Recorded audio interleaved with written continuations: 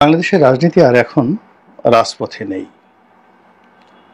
এবং রাজনীতিবিদদের হাতেও এখন আর রাজনীতি নেই। পুরো যে পরিবেশ এবং পরিস্থিতি এটি রাজনীতিবিদদের জন্য এতটা প্রতিকূলে চলে গেছে। এখন কেউ যদি বলে যে আমি রাজনীতি করি, যদি আওয়ামী লীগ হয় তারা বলবে যে এরা তো স্বৈরাচারের দোসর হবে না। যদি জামাত হয় তাহলে বলবে যে এরা তো রাজাকার আলবদরের দল, মুক্তিযুদ্ধের বিরোধিতাকারী দল হবে না।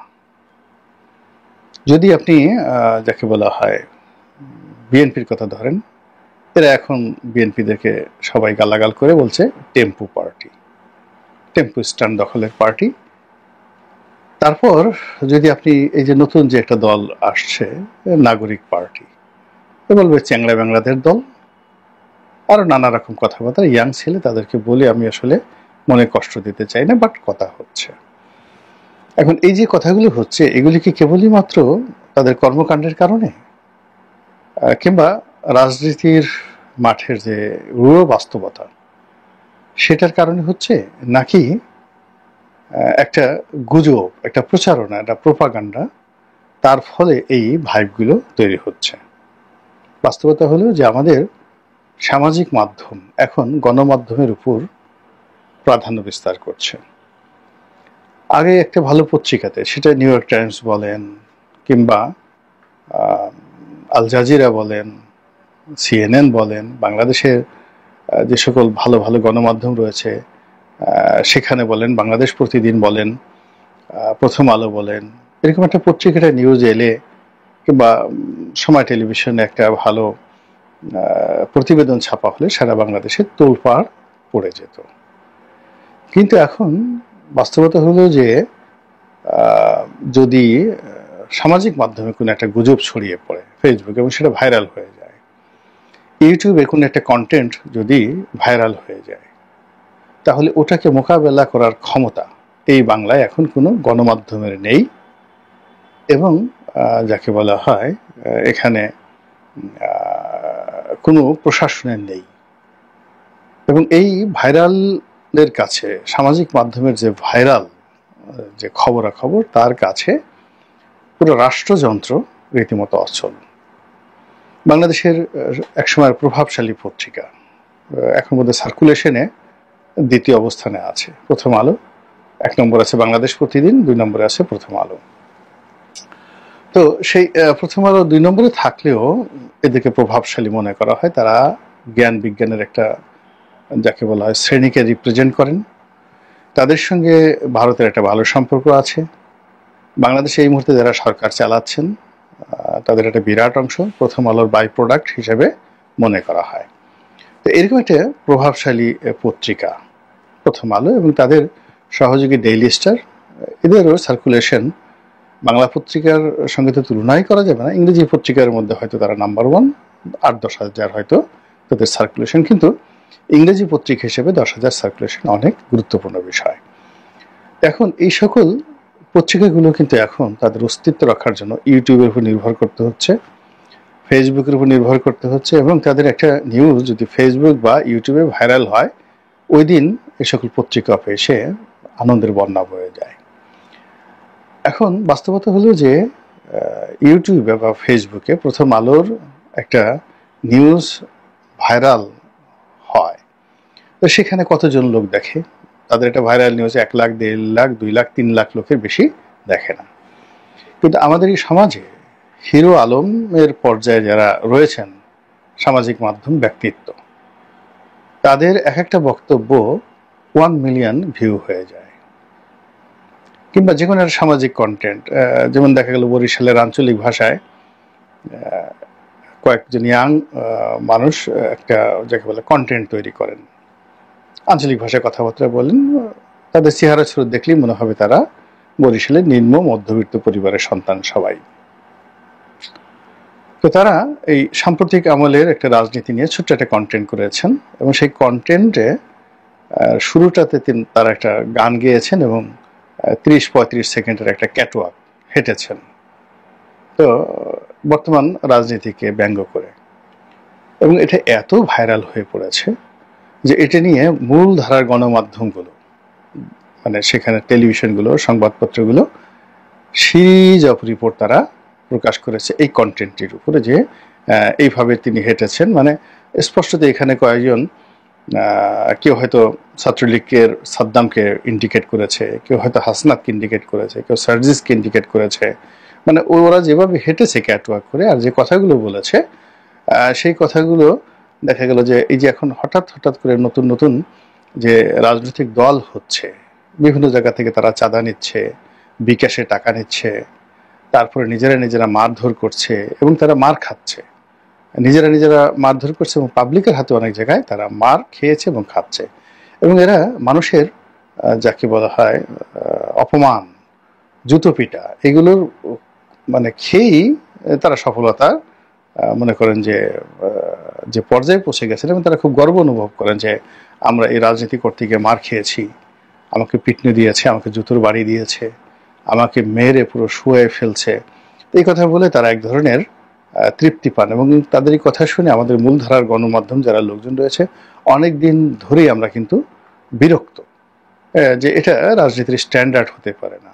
বা এখন যারা রাজনীতির জন্য নিত্য নতুন দল করছেন তাদের সবাইকে দেখেই আমাদের মেজাজ গরম হচ্ছে, হাসিও পাচ্ছে না, ভীষণ রকম মেজাজ গরম হচ্ছে, বিরক্ত হচ্ছে। তো সেই বিরক্তিটি আমরা কেউ মানে মূলধারার গণমাধ্যমে লিখেছি কিন্তু তুলে ধরতে পারিনি বা লোকজন অ্যাকসেপ্ট করেনি।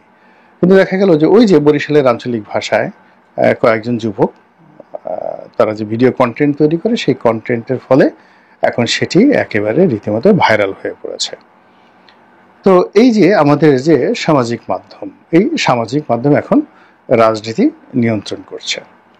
এই রাজনীতি নিয়ন্ত্রণ করতে গিয়ে কোনো ইউটিউবার, সেটা ফ্রান্সে বসে পিনাকি হোক বা আমেরিকাতে বসে কনক সরোয়ার হোক কিংবা বাংলাদেশে বসে আমরা যারা করছি, যাই বলি না কেন, আমাদের এই বক্তব্য মানুষের মধ্যে সেই এতটা যাকে বলা হয় আলোড়ন সৃষ্টি করে, প্রভাবিত করে, যা কিনা মূলধারার গণমাধ্যমের যে মতামত, সেই মতামতটাকেও তার মানে প্রাধান্য করে। অর্থাৎ আমাদের বক্তব্য নিয়ে দেখা গেল মূলধারার গণমাধ্যম যারা রিপোর্ট করে এবং সেই রিপোর্ট করে তাদের জনপ্রিয়তা ধরে রাখতে হয়, তাদের ভিউ ধরে রাখতে হয় এবং তাদের পাঠককে ধরে রাখতে হয়।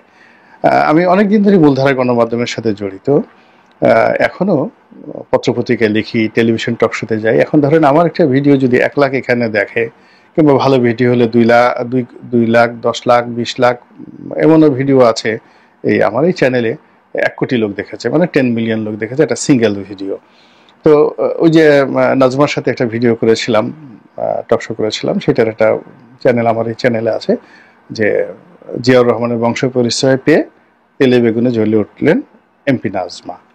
বা সাবেক যে স্বাস্থ্যমন্ত্রী ছিল ডক্টর মুরাদ হাসান, তার সঙ্গে একটা শো করেছিলাম, সেটাও এখানে প্রায় 70-80 লাখ লোক এই আমার এই চ্যানেলে সেখানে দেখেছে। তো এরকম যে আমাদের সামাজিক মাধ্যম থেকে আমরা যে রাজনীতির সংজ্ঞা দেই, ভাইব তৈরি করি, কাউকে যদি কেউ একটা গালি দেয়, কাউকে যদি কেউ একটা ইন্ডিকেশন করে, কিংবা দেখা গেল যে এখন খুব বাজে একটা শব্দ ব্যবহার করে, অঙ্গভঙ্গি করে কাউকে যদি এখানে হেয় করা হয়, ওটা যেমন তার রাজনীতির ক্যারিয়ারের জন্য একটা সমস্যা হয়ে পড়ে। আবার এখান থেকে যদি কাউকে প্রমোট করা হয়, কাউকে নিয়ে যাকে বলা হয় প্রশংসা করা হয়, কারোর পক্ষে কথাবার্তা বলা হয়, ওটা নিয়ে কিন্তু একটা নির্ধারণ যাকে বলা হয় জনমত তৈরি করা হয়। এবং সেই জনমতটাই এখন বাংলাদেশের রাজনীতিটাকে নিয়ন্ত্রণ করছে। এবং এই জনমতে একটা যাকে বলা হয় ইউটিউবারদের একটা বিরাট অংশ, সোশ্যাল মাধ্যমের একটা বিরাট অংশ, তারা প্রচার করছে যে সামনে পার্লামেন্টারি ফর্ম অফ গভর্নমেন্টের পরিবর্তে রাষ্ট্রপতি শাসিত সরকার ব্যবস্থা হবে এবং সর্বময় ক্ষমতা জিয়াউর রহমান সাহেব যেভাবে ভোগ করেছেন, এরশাদ সাহেব যেভাবে ভোগ করেছেন, বা বাকশাল জামানাতে বঙ্গবন্ধুর হাতে যে ক্ষমতা ছিল প্রেসিডেন্ট হিসেবে, ঠিক একই ক্ষমতা দিয়ে ডক্টর মোহাম্মদ ইউনূসকে রাষ্ট্রপতি বানানো হোক। আর সেই রাষ্ট্রপতির অধীনে একটা সংসদ থাকবে, এরশাদ জামানাতে যেভাবে 1986 সালে ছিল, 1988 সনে ছিল। তো এরকম একটা পার্লামেন্ট হবে, সেই পার্লামেন্টের প্রধানমন্ত্রী হবেন তারেক রহমান সাহেব। আর যাকে বলা হয় ভাইস প্রেসিডেন্ট যে পদ, বাংলাদেশে ছিল। কোনো কারণে রাষ্ট্রপতি যদি কোনো অসুস্থ বোধ করেন তাহলে তো তাকে একটা দায়িত্ব দিতে হবে, তাহলে এখন বর্তমান নিয়ম অনুযায়ী স্পিকারকে এই দায়িত্বটা দেওয়া হয়। কিন্তু যেহেতু বাংলাদেশে একটা রাষ্ট্রপতি শাসিত সরকারের দিকে যদি চলে যায়, সেখানে ডক্টর মোহাম্মদ ইউনূসের গুরুত্ব অত্যন্ত তাৎপর্যপূর্ণ। তো সেক্ষেত্রে তারেক রহমান সাহেবের চাইতেও একজন বয়স্ক লোক, গুরুত্বপূর্ণ লোক, জ্ঞানী লোক, গুণী লোক এই মিডিয়া তৈরি করে ফেলেছে। আর তিনি হলেন ডাক্তার শফিকুর রহমান, মানে আমিরে জামাত। অতএব তাকে ভাইস প্রেসিডেন্ট বানানো হোক, এইভাবে সামাজিক মাধ্যমে একটা ভাইব তোলা হচ্ছে। আর এই ভাইবের কারণে, এই প্রচারের কারণে, প্রোপাগান্ডার কারণে মানুষের যে মন এবং মানসিকতা ঠিক এই তিনটি নামের দিকে যাচ্ছে। এবং আমি দেখলাম যে প্রথম যখন এই বক্তব্যটি শুরু হলো বা এই ধরনের কথাবার্তা সামাজিক মাধ্যমে বলা হলো, তখন আমি বিরক্ত হলাম সাংগতিক কারণে, যে এখানে পার্লামেন্টারি ফর্ম অফ গভর্নমেন্ট হচ্ছে। তো পার্লামেন্টারি ফর্ম অফ গভর্নমেন্টে একজন সংসদ সদস্যের চেয়ে ক্ষমতাধর কেউ নাই। প্রধানমন্ত্রী, মন্ত্রী, এমপি এরা সবাই একই ক্যাটাগরির। আর যখন প্রেসিডেন্সিয়াল ফর্ম অফ গভর্নমেন্ট হবেন, তখন একজন সংসদ সদস্যের মধ্যে আর একজন ইউনিয়ন পরিষদের চেয়ারম্যানের মধ্যে খুব বেশি পার্থক্য নাই, খালি নামের পার্থক্য হবে। ফলে ওই জন্য হয়তো কেউ তখন এমপি হতে চাইবে না, তাদেরকে কোনো একটা ডিসিটিও পাত্তা দেওয়ার কোনো প্রয়োজনই নাই, যাই দেওয়া হোক না কেন পদ পদবি। তো এরকম একটা যখন পরিবর্তন দিকে যাচ্ছে, আমি খুব বিরক্ত হলাম। কিন্তু ইদানিং যেটা দেখছি যে এইটা সামাজিক মাধ্যমে রীতিমতো ভাইরাল হয়ে পড়েছে। এখন এটা নিয়ে যারা মানে এই সামাজিক মাধ্যমে যারা এখন ভাইব তৈরি করেন এবং জনমত তৈরি করেন এবং বিভিন্ন লোককে উঠানোর জন্য বা নামানোর জন্য যারা নিয়ামক হিসেবে কাজ করেন, তারা এখন এই জিনিসটিকে ওন করলেই হয়ে যায়। এবং ওন করবেন তারা, কয়েকদিন পরেই তারা এই কথাগুলো বলবেন, বিকজ অনেক কিছুই তো বাংলাদেশে ম্যাটিকুলাসলি চলছে।